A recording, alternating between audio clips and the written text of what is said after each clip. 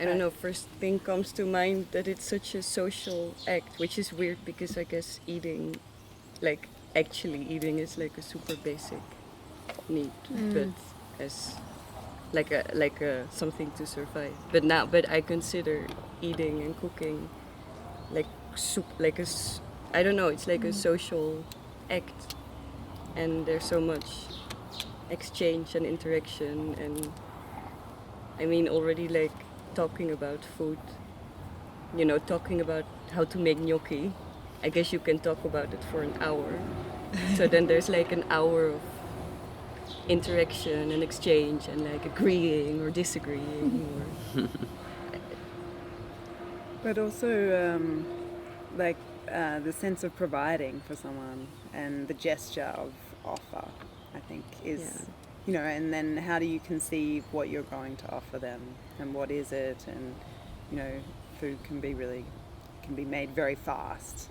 Or like you said, with gnocchi, it's a whole process and there's a history of it, What recipe do you use and why do you use it and what connection does that have to your heritage, or maybe it has none. I mean, I love cooking and I love cooking for people, but in Australia we don't have we have a big food culture because it's from everywhere, but we don't have food that necessarily comes from Australia or defines Australia. It's the same. Exactly. So we just I love cooking. I love cooking Italian food, Spanish food, Asian, all types of Asian foods. But yeah, I think the offering, and the act of getting everyone together is part of the love. I don't know, but not everyone enjoys that side, the cooking side. I also enjoy it. Yeah. But it's true, there's a lot of caretaking or Yeah. And do you enjoy eating? Yeah, I love eating. Yeah. Definitely, and I think I enjoy also putting love into my own food, and I enjoy the process or the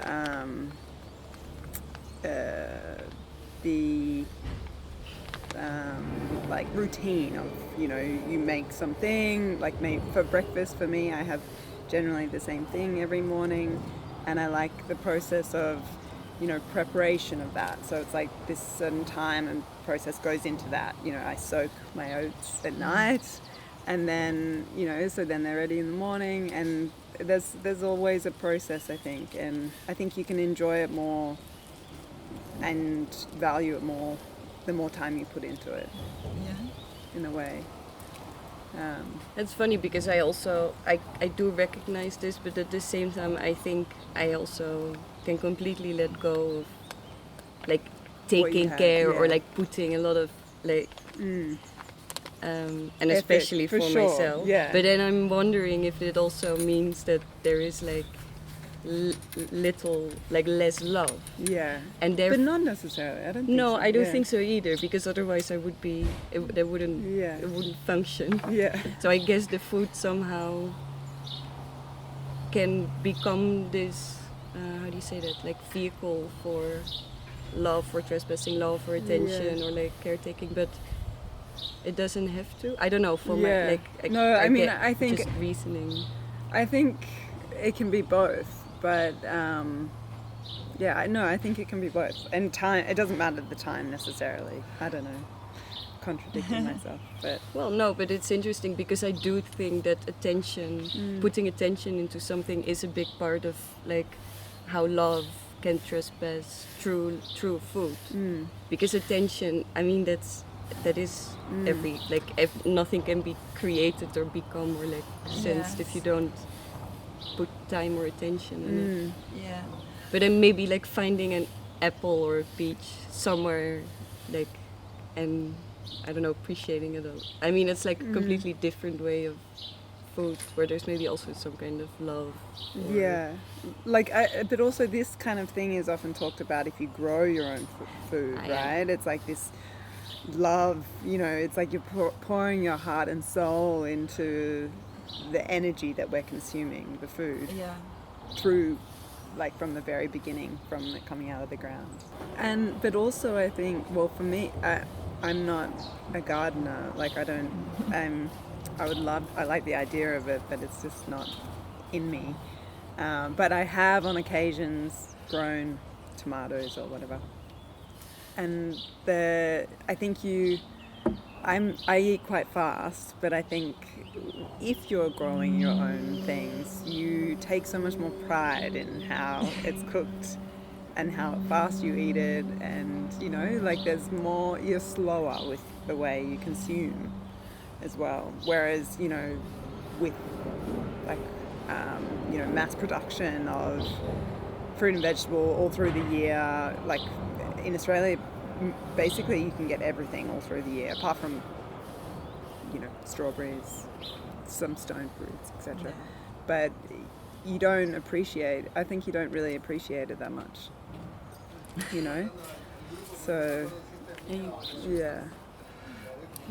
But in that sense, food became consumption more than it became. I mean, it's like the pessimistic view of it, but it's true. It feels a bit like opposed to food as a medium for love or for care or for consciousness or. I think there are the two poles now, because you have the super fast food, empty food, like